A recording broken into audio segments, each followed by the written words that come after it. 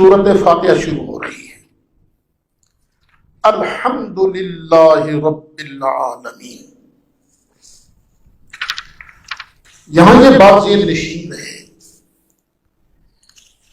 کہ اللہ بندوں سے کہہ رہا ہے کہ تو کہہ قل الحمد للہ رب العالمین، اے بندے تو کہہ الحمد للہ رب العالمین۔ الحمد میں شروع میں ہے الف لام، اسے کہتے ہیں لام تعریف۔ حمد کہتے ہیں کسی فاعل مختار کے فضل و کمال کی زبان سے تعریف کرنا،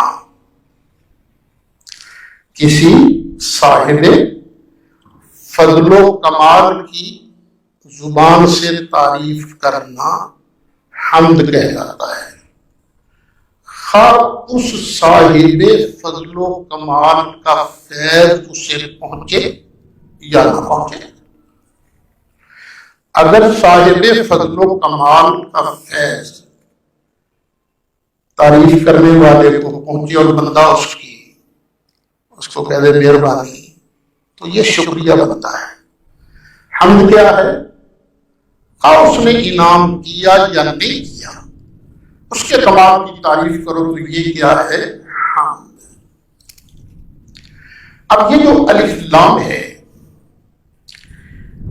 اس کی اصل میں دو قسمیں ہیں، ایک ہے اسمی، دوسرا حرفی۔ اسمی وہ ہے جو اسم فاعل یا اسم مفعول پڑھ رہا ہے اور یہ معنی دیتا ہے الذی اسم موصول کا۔ حرفی جو ہے پھر اس کی چار قسمیں ہیں، جنسی، استغراقی، عہد خارجی، عہد ذہنی۔ یہ جو الف لام ہے حمد اس میں فاعل بھی نہیں، اس میں مفعول بھی نہیں، تو یہ الذی کے معنی میں نہیں ہے۔ یہ تو معنی دیتا ہے یا خاص تعریف کا۔ الحمد کا معنی کیا ہے؟ خاص تعریف۔ الحمدللہ، خاص تعریف اللہ کے لیے ہے، یا معنی دے گا سب کا۔ الحمدللہ سب تعریفیں اللہ کے لیے، دو معنی بنے گے۔ پہلا معنی کیا ہے؟ خاص تعریف اللہ کے لیے۔ خاص تعریف اللہ کے لیے وہ کون سی خاص تعریف ہے جو اللہ کے لیے ہے؟ وہ تعریف جو شان الوہیت کے لائق ہے، وہ تعریف جو شان الوہیت کے لائق ہے، وہ صرف اللہ ہی کے لیے ہے۔ بس اللہ کی شان الوہیت کی شان کے لائق کون سی تعریف ہے؟ کہ وہ مستقل ہے، مستقل ہے، واجب بالذات ہے، غیر محتاج ہے۔ تین لفظ کافی کہ جو مستقل ہو۔ میں بھی مستقل نہیں، آپ بھی مستقل نہیں، ساری مخلوق میں سے کوئی بھی مستقل نہیں، کوئی بھی واجب بالذات نہیں، کوئی بھی غیر محتاج نہیں، سب بننے میں اللہ کے محتاج ہے۔ اللہ نے بنایا تو بنے نا، مستقل جو خود بخود ہو، واجب بالذات جس کا ہونا ضروری ہو۔ یہ انبیاء اولیاء سارے بڑی شانوں والے ہیں، ہمارے سروں کے تاج ہیں، لیکن یہ خود بخود تو نہیں نہ بنے، ان کو کسی نے بنایا ہے تو بنے ہیں نا۔ بس کائنات میں صرف ایک ہی ہے جو مستقل ہے، واجب بالذات ہے، غیر محتاج ہے، یہ تعریف صرف اور صرف اللہ کے لیے ہے۔ کئی لوگوں نے یہ ترجمہ کیا ہے کہ خاص تعریف اللہ کے لیے، لیکن انہوں نے جب مثال دی نا، مثلاً خاص تعریف کیا ہوتی ہے، ہم نے تو 3 لفظوں میں بات ختم کر دی، جن میں سے ایک لفظ جو ہے شان الوہیت کے لائق ہے۔ ایک مولوی صاحب ہیں گزرے ہیں جن کا نام ہے غلام اللہ خان، انہوں نے بھی قرآن پاک کی تفسیر لکھی ہے۔ انہوں نے بھی خاص تعریف اللہ کے لیے ہے، اس میں سے ایک مثال کیا تھی، یہ ہے میرے ہاتھ میں تفسیر جواہر القرآن۔ دور و نزدیک سے یکساں طور پر سمیع و بصیر ہونا، خاص تعریف اللہ کے لیے ہے۔ کیا مطلب؟ دور سے نزدیک سے صرف اللہ تعالیٰ ہی سنتا ہے، صرف اللہ تعالیٰ ہی دیکھتا ہے۔ یہی غلطی ایک اہل حدیث صاحب نے، یوسف صلاح الدین صاحب نے کی، جن کی تفسیر مدینہ منورہ سے چھپتی ہے، اور اس وقت پاکستان میں لاکھوں کی تعداد میں یہ تفسیر موجود ہے۔ یہ ہے میرے ہاتھ، انہوں نے بھی یہی بات کی، اور دور و نزدیک سے ہر ایک کی فریاد سننے کی صلاحیت سے بہرہ تسلیم کرنا۔ الہ وہ ہے جو دور و نزدیک سے ہر قسم کی فریاد کو سننے کی صلاحیت رکھتا ہے۔ ان دونوں نے غلطی کی ہے۔ کیوں؟ دور و نزدیک سے سننا تو اللہ کی شان ہی نہیں۔ کون ہے وہ جس کی اللہ دور سے سنتا ہے؟ ایک فرق بتا دیں آپ۔ مالک وہ ہے، الہ وہ ہے جو ہر کسی کی اس کے قریب سے سنتا ہے۔ دور سے تو وہ سنے گا نا جو خود دور ہوگا۔ میرا اللہ کسی سے دور نہیں، اور نہیں بیٹے، نہیں دور، نہیں دور، نہیں دور، میرا اللہ تو ہر کسی کے قریب ہے۔ یہ بات ٹھیک ہے نا؟ اللہ کسی سے دور نہیں ہے۔ اب قرآن مجید فرقان حمید سے پوچھتے ہیں، تو بتا قرآن اللہ دور ہے کہ قریب؟ تو اللہ ارشاد فرماتا ہے وَإِذَا سَأَلَكَ عِبَادِي عَنِّي فَإِنِّي قَرِيبٌ۔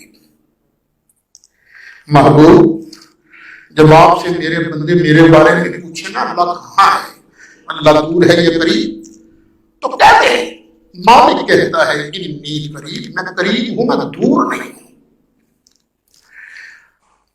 اچھا، پھر لطف یہ ہے کہ خود مولوی غلام اللہ خان صاحب نے جب اس آیت کی تفسیر لکھی نا انی قریب، تو خود یہی بات لکھی ہمارے والے جو ہم بیان کرتے ہیں۔ پہلی آیت میں اللہ تعالیٰ کی بزرگی اور بڑائی کا بیان تھا، اس لیے اس سے اللہ کے بوت کا تصور آ سکتا تھا۔ اللہ تو بہت بڑا ہے نا، تو بڑی چیز تو دور ہی ہوتی ہے نا، نہیں اللہ دور تو نہیں۔ اس لیے صحابہ نے عرض کی کہ یا رسول اللہ، ہمارا خدا دور ہے یا نزدیک؟ اگر دور ہے تو اس کو زور زور سے پکاریں، اگر نزدیک ہے تو آہستہ پکاریں۔ اس پر یہ آیت نازل ہوئی، یعنی کے معنی ہے میرے قرب اور بود کے متعلق، یعنی اے پیغمبر جب میرے بندے آپ سے میرے متعلق پوچھیں کہ آیا ہمارا رب قریب ہے یا دور، تو آپ ان سے فرمائیں کہ میں نزدیک ہوں، دور نہیں ہوں۔ اس سے معلوم ہوا کہ اللہ تعالیٰ اپنے بندوں سے ہر جگہ قریب ہے، جہاں چاہو اس کی عبادت کرو، جہاں سے چاہو پکارو۔ یہ دیکھیے خود اللہ تعالیٰ نے ان کی زبان سے لکھوا دیا کہ وہاں غلطی ہوئی تھی، اللہ دور نہیں ہے، دور و نزدیک سے سنے گا تو بندہ ہوگا۔ ہاں، مجھے امریکہ سے ٹیلی فون آ گئے اور میرے پاس ایک سبب ہو، موبائل ہو، میں کان سے لگاؤں گا. اب میں کہاں کی آواز سن رہا؟ امریکہ سے دور کی آواز سن رہا، لیکن ایک سبب کے ذریعے، موبائل کی وجہ سے. تو بھئی میرا اللہ وہ ہے جو کسی سبب کے بغیر ہر کسی کی سنتا ہے، ہر وقت. یہ شان صرف اور صرف پروردگار کی ہے.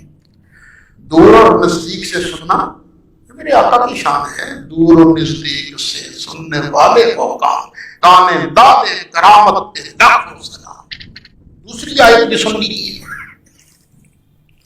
اللہ ارشاد فرماتا ہے وَنَحْنُ أَقْرَبُ إِلَيْهِ مِنْ حَبْلِ الْوَرِيدِ. 26واں پارہ ہے، سورہ قاف ہے، آیت نمبر 16 ہے. ہم انسان کی رگے جان سے زیادہ قریب ہیں. ہماری شارت ہوتی ہے نا یہاں. اللہ فرماتا ہے تیری یہ رگے جان جو ہے نا یہ تجھ سے دور ہے، میں اللہ تیری رگے جان سے بھی زیادہ قریب. اور کوئی انسان ہو کہاں کا بھی ہو، امریکہ میں ہے، یہاں ہے، سعودیہ میں ہے، جاپان میں ہے، آسٹریلیا میں ہے، کینیڈا میں ہے، رشیا میں ہے، جہاں بھی ہے میرا اللہ ہر کسی کی اس کی شاہ رگ سے بھی زیادہ قریب ہے. اگر معنی کریں الف لام استغراق کا معنی تو معنی ہوگا سب تعریفیں اللہ کے لیے. سب تعریف کس کے لیے ہے؟ اللہ کے لیے. جب یہ ترجمہ کریں کہ سب تعریف اللہ کے لیے ہے تو یہاں تو اعتراض پھٹ آ گیا. قرآن خود تو لوگوں کی تعریف کرتا ہے، اپنے محبوب کی تعریف کرتا ہے، نبیوں کی تعریف کرتا ہے، نبی پاک کے صحابہ کی تعریف کرتا ہے. قرآن خود تعریف کرتا ہے، اپنے نیک بندوں کی تعریف کرتا ہے. قرآن خود تعریف کرتا ہے. سب تعریفیں پھر اللہ کے لیے کیسے ہو گئی؟ تو اس کا جواب یہ دیا جاتا ہے کہ اصل میں یہاں غور کرنے کی بات ہے. ایک ہوتا ہے مصنوع، بنائی گئی چیز. ایک ہوتا ہے صانع، بنانے والا. یہ تو میرے سامنے مائک ہے، یہ ہے مصنوع. اب اگر میں تعریف شروع کر دوں یہ مائک بڑا اچھا ہے، بڑی شاندار آواز قید کرتا ہے، شکل سے بھی سونا ہے. میں کس کی تعریف کر رہا ہوں؟ اس مائک کی. اصل میں کس کی تعریف ہو رہی ہے؟ بنانے والے. یہ میرے سامنے ڈائس ہے، میں نے کہا ڈائس بڑا اچھا ہے یار، دیکھو اس کی شکل تو دیکھو، واہ کیا خوبصورت لگ رہا ہے. میں تعریف کر رہا ہوں اس ڈائس کی، لیکن اصل میں تعریف کس کی ہو رہی ہے؟ اس مستری کی جس نے اس کو بنایا ہے. تو یہ نبی ولی کتنے ہیں، کتنے شان والے ہیں. ان سب کو بنایا کس نے ہے؟ اللہ نے بنایا. اب نبی پاک علیہ الصلوۃ والسلام کی تعریفیں کرتے جاؤ تو تعریف کس کی ہو رہی ہے؟ اللہ کی. الحمدللہ، سب تعریفیں اللہ کے لیے. اچھا جب یہ بات آپ نے سمجھ لی، اب پھر اور بھی سن لیجیے. ہماری عادت ہے اہل سنت و جماعت کی، ہم نعت شریف بڑے پیار سے سنتے ہیں، نعت خوانی کی محفل میں بڑے ذوق سے جاتے ہیں، اور جہاں کوئی عالم پتہ چل جائے یا اس نے آن کے نبی کریم علیہ السلام کی شان بیان کرنی ہے تو وہاں بھی جاتے ہیں اس کا بات سننے کے لیے، سرکار کی شانیں سننے کے لیے. تو کچھ لوگ ہمیں تانا دیتے ہیں اور تمہیں تو توحید کا پتہ ہی نہیں، تم تو صرف نبی کی شانیں سنتے ہو، ولیوں کی شانیں سنتے ہو، کبھی کسی بزرگ کی تعریف، کبھی کسی کی تعریف، کبھی کسی کی تعریف. اللہ کی تعریف کیا کرو. ہم کہتے ہیں خدا کے بندے ہمیں تانا نہ دینا، پہلے ہماری بات سن تو صحیح. مجھے قرآن نے بتایا الحمدللہ، تعریف جس کی بھی کرو گے ہوگی کس کی؟ اللہ کی. اور بھائی نبی پاک کی تعریف کرنا، دوسرے نبیوں کی تعریف کرنا، ولیوں کی تعریف کرنا، صحابہ کی تعریف کرنا، اہل بیت کی تعریف کرنا، نیک بندوں کی تعریف کرنا، یہ اصل میں ان کی تعریف نہیں، کیونکہ یہ خود بخود نہیں بنے. نبیوں کو نبوت دی ہے تو اللہ نے، رسولوں کو رسالت دی ہے تو اللہ نے، ولیوں کو ولایت دی ہے تو اللہ نے. تو ان مخلوقات کی تعریف کرنا اصل میں اللہ ہی کی تعریف کرنا ہے۔ الحمدللہ، سب تعریفیں کس کے لیے ہیں؟ اللہ کے لیے۔ الحمد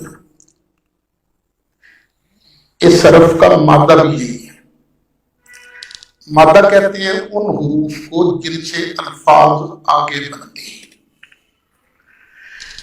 نبی کریم علیہ السلام کے صفاتی نام تو کئی ہے نا، ذاتی نام تو ہے، ایک احمد، دوسرا محمد۔ یہ سرکار کا نام نامی، اس میں گرامی احمد، یہ قرآن شریف میں ایک جگہ بیان ہوا ہے، اور محمد یہ قرآن مجید میں 4 جگہ بیان ہوا ہے۔ احمد اور محمد دونوں اسی مادہ حمد سے الفاظ بنے۔ یہ احمد جو ہے، عیسیٰ علیہ السلام نے قوم کو خوشخبری دی تھی، اور میری قوم، میں تو تمہیں ایسے رسول کی بشارت دیے جا رہا جو میرے بعد تشریف لائے گا، اور آنے والے کا نام نامی اس میں گرامی احمد، مبشرن برسول یأتی من بعد اسمہ احمد۔ اب احمد کا معنی کیا ہے؟ احمد یہ اسم تفضیل کا صیغہ ہے، اس میں تفضیل کا۔ جب کہتے ہو اللہ اکبر تو معنی کیا ہوتا ہے؟ اللہ سب سے بڑا ہے۔ اب رسولنا احمد، ہمارے رسول احمد ہیں، کیا معنی بنا؟ ہمارے رسول سب سے زیادہ اللہ کی تعریف کرنے والے، سب سے زیادہ اللہ کی حمد کرنے والے۔ غیر مقلدین کے بہت بڑے مفسر ہیں جن کا نام ہے قاضی شوکانی، محمد بن علی شوکانی۔ قاضی شوکانی انہوں نے تفسیر لکھی ہے، فتح القدیر، اچھی تفسیر۔ اختلاف تو ہر کسی کے ساتھ ہوتا ہے، نہ اللہ کے ساتھ اختلاف ہو سکتا ہے، نہ رسول اللہ کے ساتھ اختلاف ہو سکتا ہے۔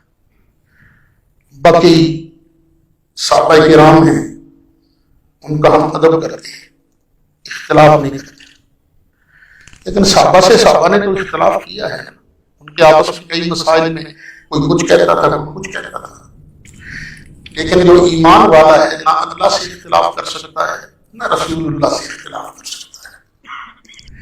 قاضی شوکانی لکھتے ہیں وَأَحْمَدُ اسم نبینا صلی اللہ علیہ وسلم، یہ احمد ہمارے نبی کریم علیہ السلام کا نام نامی اسم گرامی ہے۔ وَهُوَ عَلَمٌ مَنْقُولٌ مِنَ الصِّفَةِ، یہ ہے علم لیکن اس کو صفت سے نقل کیا گیا ہے۔ وَهِيَ تَحْتَمِلُ أَن تَكُونَ مُبَالَغَةً مِنَ الْفَاعِلِ، یہ بھی ہو سکتا ہے کہ یہ فاعل سے مبالغہ ہو۔ احمد کا اسم فاعل کیا ہے؟ حامد۔ حامد کا معنی تعریف کرنے والا، اور احمد کا معنی سب سے زیادہ تعریف کرنے والا۔ فَيَكُونُ مَعْنَاهُ، اب اس کا معنی ہوگا أَنَّهُ أَكْثَرُ حَمْدًا لِلَّهِ مِنْ غَيْرِهِ، کہ ہر ایک سے زیادہ انہوں نے اللہ کی حمد کی ہے۔ سب سے زیادہ حمد کس نے کی ہے؟ سرکار نے۔ امام قرطبی رحمت اللہ علیہ انہوں نے بھی یہی بات بیان کی ہے۔ فمانا احمد، احمد کا معنی کیا ہے؟ اے احمد الحامدین لربہ، سب حمد کرنے والوں سے زیادہ اپنے رب کی حمد کرنے والا۔ اب آگے سنیے، والانبیاء صلوات اللہ علیہم کلہم حامدون اللہ، اللہ کے جتنے نبی گزرے ہیں سب نے اللہ کی حمد کی ہے، سب اللہ کی حمد کرنے والے ہیں۔ وَنَبِيُّنَا أَحْمَدُ أَكْثَرُهُمْ حَمْدًا، اور ہمارے نبی صلی اللہ علیہ وسلم جو احمد ہیں، انہوں نے ہر نبی سے زیادہ اللہ کی حمد کی ہے۔ یہ امام قرطبی فرماتے ہیں، جلد 18 ہے، صفحہ 82، الجامع لأحکام القرآن، امام قرطبی کی تفسیر ہے۔ اب ذرا اس بات کی طرف پھر غور کیجیے، آدم علیہ السلام نے اللہ کی حمد کی، بتائیے کتنا عرصہ؟ پتہ نہیں اوپر کتنا عرصہ رہے، وہ نہیں پتا، اور نیچے آپ کی عمر کتنی ہوئی؟ 1000 سال، جس میں سے 50 سال انہوں نے داؤد علیہ السلام کو دیے تھے، 950 سال ہو گئے۔ نوح علیہ السلام نے کتنا عرصہ اللہ کی حمد کی؟ کوئی پتہ نہیں، لیکن طوفان سے پہلے 950 سال تک اللہ کی حمد کرتے رہے۔ اس طرح باقی سارے نبی سارے حامد ہیں، لیکن ہمارے آقا احمد ہیں، یعنی جناب آدم سے زیادہ، جناب نوح سے زیادہ، جناب ابراہیم سے زیادہ، جناب موسیٰ سے زیادہ، ہر نبی سے سرکار کا زمانہ حمد زیادہ ہے۔ سرکار کی عمر مبارک کتنی ہوئی؟ 63 سال۔ چلو نبوت سے پہلے کے 40 سال کی اللہ کی حمد کرتے رہے، مان لیے، لیکن 63 سال والا احمد کیسے ہو سکتا ہے؟ ادھر تو 950 سال، 1000 سال سے زیادہ اللہ کی حمد کرنے والے ہیں۔ کہ صرف نبی نہیں اللہ کی حمد کرنے والے ہیں، جبریل بھی تو اللہ کی حمد کرنے والا ہے نا، میکائیل، اسرافیل، اسرائیل، جتنے فرشتے ہیں، یہ داؤ کے قلم، یہ ساری خدائی، سارے فرشتے اللہ کی حمد کرنے والے ہیں کہ نہیں؟ لیکن سب نے اللہ کی حمد تھوڑا عرصہ کی ہے، میرے مصطفیٰ نے اللہ کی حمد سب سے زیادہ کی ہے۔ سرکار احمد تبھی بن سکتے ہیں جب سرکار کا زمانہ حمد ہر کسی سے زیادہ ہو، اور سرکار کا زمانہ حمد سب سے زیادہ کس طرح ہو سکتا ہے؟ کہ ساری کائنات سے پہلے، اگر یہ مان لیا جائے کہ ساری کائنات سے پہلے اللہ نے اپنے محبوب کے نور کو بنایا تھا، وہ نور اللہ کی حمد کرتا رہا، پھر حضرت آدم علیہ السلام کی پیشانی میں آیا، وہاں بھی اللہ کی حمد کرتا رہا، چلتے چلتے سیدہ طیبہ طاہرہ حضرت آمنہ کے بطن اطہر میں آیا، پھر بھی اللہ کی حمد کرتے رہے، پیدا ہوئے تو آتے ہی اللہ کی حمد کی، پھر 63 سال کے ہر لمحہ میں، ہر لحظہ میں سرکار نے اللہ کی حمد کی۔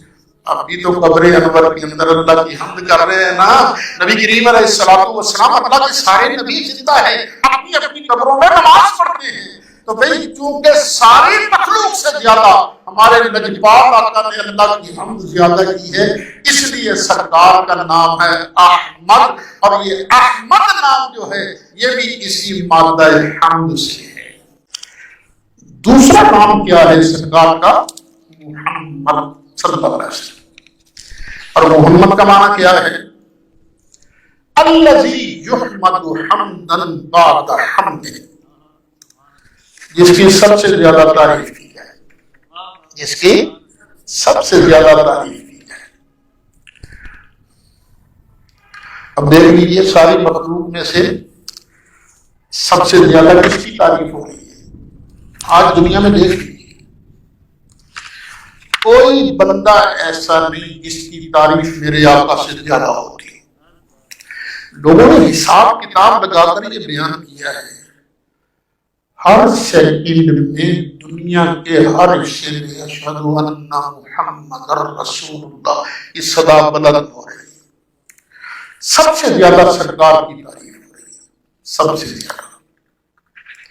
تو قرآن شریف میں آتا ہے نا، عسا ان یبعثک ربک مقاما محمودا،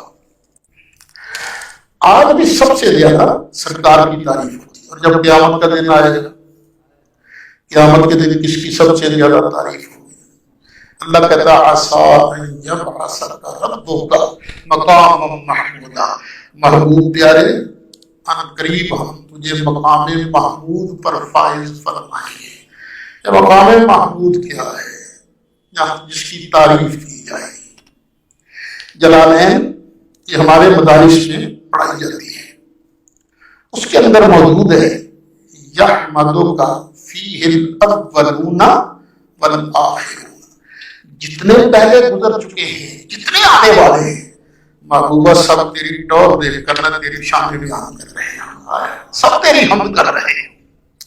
اور ابن کثیر نے اور بات کی ہے، محبوبہ جب تیرا مالک، تیرا پروردگار، تجھے بنانے والا، تجھے شان دینے والا، تجھے اس کرسی پر بٹھائے گا نا، جلوہ افروز کرے گا اس مقام محمود پر، تو تیری ٹور دیکھ کر یحمدک فیہ الخلائق کلہم، ایک ایک مخلوق تیری تعریف کرے گی، وخالقہم، اور سب کا بنانے والا بھی تیری تعریف کرے گا۔ الحمد، سب تعریف ہے اللہ کی، للہ، کس کے لیے؟ اللہ کے لیے۔ اور اللہ کسے کہتے ہیں؟ وہ میں کل کے سبق میں بیان کروں، وہ علم للذات الواجب الوجود المستجمع جمیع صفات الکمالیہ۔ اب آیا لفظ رب۔ رب کسے کہتے ہیں؟ کسی چیز کو آہستہ آہستہ مرتبہ کمال تک پہنچانے والا، جسے کہا جاتا ہے پالنے والا۔ آپ دیکھیں اللہ فصلوں کو بھی پالتا ہے، انسانوں کو بھی پالتا ہے۔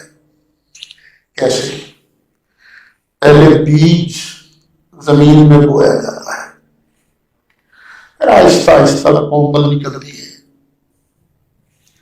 بڑی ہوتی ہے اور فصل لہراتی ہے۔ آہستہ آہستہ فصلوں کو اللہ مرتبہ کمال تک پہنچاتا ہے۔ انسان ہے، پہلے ایک قطرہ تھا، پھر ماں کے پیٹ کے اندر 9 مہینے تک اللہ تعالیٰ اسے آہستہ آہستہ بناتا ہے، پالتا ہے، ماں کے پیٹ کے اندر اسے خوراک دیتا ہے۔ پھر بچہ پیدا ہوتا ہے تو کتنا ہوتا ہے؟ اتنا سا ہوتا ہے نا، پر آہستہ آہستہ آہستہ ہٹا کٹا 6 فٹ کا جوان بن جاتا ہے۔ تو رب کہتے ہیں آہستہ آہستہ مرتبہ کمال تک پہنچانے والا۔ اب کس کا رب ہے یہ؟ کس کو آہستہ آہستہ مرتبہ کمال تک پہنچاتا ہے؟ العالمین، عالمین کو مرتبہ کمال تک پہنچانے والا ہے۔ اچھا قرآن شریف پڑھے نا، اللہ تو رب العالمین ہے، لیکن اللہ کے علاوہ اوروں کو بھی رب کہا گیا ہے۔ مثلا یوسف علیہ السلام گئے نا جب جیل میں، تو 2 جوان اور بھی انہی کے ساتھ حوالات میں داخل ہوئے، فدخل معه السجن فتیان، دونوں ایک دن یوسف علیہ السلام کے پاس آ گئے، آ کر کہنے لگے یوسف ہم دونوں نے ایک ایک خواب دیکھا ہے، تو بندہ بڑا اچھا ہے، مہربانی کر کے نا ہمیں خوابوں کی تعبیر بتا دے۔ یوسف علیہ السلام نے جب خوابوں کی تعبیر بتائی، فرمایا یا صاحب السجن، یا میرے جیل کے دونوں ساتھی، اما احدہما، جو تم میں سے ہے نا ایک، اس پر الزام ثابت نہیں ہوگا، بری ہو جائے گا، بری ہو کر اپنی سیٹ پر بحال ہو جائے گا۔ فیسقی ربہ خمرا، پھر وہ اپنے رب کو شراب پلائے گا۔ اللہ کے لیے بھی لفظ کون سا بیان ہوا؟ رب۔ اور بادشاہ کے لیے بھی کون سا لفظ استعمال ہوا؟ رب۔ رب استعمال ہوا ہے لفظ۔ تو لفظ دیکھ کر فٹ شرک کا فتویٰ نہیں لگانا چاہیے، ایسے شرک نہیں بنتا۔ اگر ہم نے لاہور والے بابا جی کو کہہ دیا داتا صاحب تو شرک کا فتویٰ لگا، اور جی داتا کیوں کہا، داتا تو شرک بن رہا ہے۔ سب بندے ذرا ہوش کر، اللہ ہے رب پالنے والا، ہمیشہ سے پالنے والا ہے۔ پہلی مخلوق پیدا کی تو اس کو بھی اسی نے پالا، دوسروں کو بنایا تو اسی کو انہوں نے اسی نے پالا، پھر بنتے جب پہلا انسان پیدا ہوا تو اسی کو اس نے پالا، اب جب آخری انسان ہوگا اس کو بھی وہی پالے گا۔ ہر انسان کو، ہر جانور کو، ہر چیز کو پالتا کون ہے؟ اللہ۔ اور اللہ جب پالتا ہے نا تو اللہ کو کسی سے کچھ لینا نہیں پڑتا، پال دیتا ہے، سب کو پالتا ہے۔ بادشاہ جو پالتا ہے وہ تو اپنی طرف سے تو پال ہی نہیں سکتا، اس بیچارے کے پاس کیا ہے؟ وہ تو پہلے کسی سے ٹیکس لے گا، کسی سے جرمانہ دے گا، کسی سے نذرانہ دے گا، یا بادشاہ سے پہلا جو بادشاہ تھا اس کا باپ تھا یا کوئی اور تھا، یا انہوں نے جو خزانہ جمع کیا تھا ادھر ادھر سے لوٹ مار کر کے۔ بادشاہ تو وہی ہوتا ہے نا، تو بادشاہ پالتا ہے، چند لوگوں کو پالتا ہے، اور میرا اللہ پالتا ہے ہر کسی کو۔ جب سے وہ پیدا ہوا جب تک رہے گا اللہ پال رہا ہے، پال رہا ہے۔ اور ٹھیک ہے ہم داتا کہتے ہیں، ان کو لاہور والے حضرت صاحب کو داتا کہتے ہیں، حضرت علی میری کو کہتے ہیں داتا، گنج بخش بھی کہتے ہیں، لیکن کہاں میرا اللہ داتا، کہاں لاہور والا داتا؟ میرے لاہور اللہ تعالیٰ کو ہر کسی کو دیے جا رہے ہیں، ہر کسی کو دیے جا رہے ہیں، اور داتا صاحب ہر کسی کو تھوڑا دیتے ہیں، چند لاکھ لوگوں کو وہاں سے لنگر ملتا ہے، سب کو تو نہیں دیتے نا۔ اللہ ہمیں دیتا ہے تو اس کو کسی سے لینا نہیں پڑتا۔ اور لاہور والے بابا جی نا مزار میں بیٹھے بیٹھے ادھر سے لیے جا رہے ہیں، ادھر دیے جا رہے ہیں۔ تو لفظ ایک دیکھ کر شرک کا فتویٰ نہیں لگانا چاہیے۔ الحمدللہ رب العالمین، عالمین جمع کا صیغہ ہے، جمع مذکر سالم کا صیغہ ہے، اس پر الف لام استغراق کا داخل ہے، اور یہ جمع ہے عالم کی۔ عالم کہتے ہیں یہ اسم اللہ کا وزن ہے، عالم اسم اللہ کا ایک وزن آتا ہے فاعل، عالم ما یعلم بہ، جس سے کسی کا پتہ چلے، کسی چیز کے جاننے کا آلہ۔ یہ جتنی چیزیں ہیں کائنات کا ہر ذرہ یہ اللہ کے واحد ہونے کی دلیل ہے۔ ایک ایک ذرہ سے اللہ تعالیٰ کا علم حاصل ہوتا ہے، یہ علم کا ذریعہ ہے۔ تو پھر عالم کہنا شروع ہو گئے، یہ عالم ہے۔ پھر عالمین اللہ نے کہا، عالمین۔ یہ جو عالم ہے نا ان کی بھی کئی قسمیں ہیں۔ یہ عالم انسان، انسانیت ہے، یہ حیوانوں کا عالم ہے، یہ پرندوں کا عالم ہے، یہ نباتات کا عالم ہے، یہ جہان ہے نا مختلف، تو سب کے اعتبار سے کہہ دیا رب العالمین۔ کائنات میں خلاصہ کیا نکلا؟ اللہ کے علاوہ کوئی رب العالمین نہیں۔ اب یہ اللہ تعالیٰ اپنی توحید کا سبق دے رہا ہے، خبردار کسی اور کو نہیں پوجنا، کسی اور کی عبادت نہیں کرنی، میں جو اتنی شانوں والا ہوں، عبادت کرنی ہے، پوجنا ہے تو صرف مجھے پوجنا ہے جو رب العالمین ہوں، میں رب العالمین۔ یا اللہ یہ بھی تو فرما، بادشاہ پالتا ہے فوج کو، کیوں پالتا ہے؟ لالچ ہوتی ہے، یہ فوج میرے مشکل وقت میں کام آئے۔ ماں باپ اولاد کو پالتے ہیں کیوں؟ لالچ ہوتی ہے، ہم جب بوڑھے ہو جائیں گے یہ ہمارے لیے سہارا بنے گا۔ وہ قسمت والے جو ہوتے ہیں ویسے، لیکن ماں باپ تو اسی لالچ میں پالتے ہیں نا، یار ہم پر جب مشکل وقت آئے گا تو یہ ہمارا سہارا بنے گا۔ یا اللہ تو بتا تو کس لالچ میں ہمیں پال رہا ہے؟ فرمایا الرحمن الرحیم، میں تو صرف اپنی مہربانی کی وجہ سے، رحمت کی وجہ سے پال رہا ہوں۔ الحمدللہ رب العالمین الرحمن الرحیم۔ اس میں دو لفظ ہیں، الرحمن الرحیم. یہ بھی ذرا غور سے سن لیجیے، یہ دونوں صفت مشبہ کے سیغے ہیں صفت مشبہ کے سیغے، لیکن استعمال مبالغہ کے لیے ہوتے ہیں. بڑی ہی رحمت کرنے والا، بڑا ہی مہربان، بڑا ہی، اس میں مبالغہ ہے، بہت زیادہ رحم کرنے والا. لیکن رحمان اور رحیم یہ جو دو لفظ ہیں نا، ان میں چند فرق کیے گئے ہیں. پہلا فرق، رحمان کا اطلاق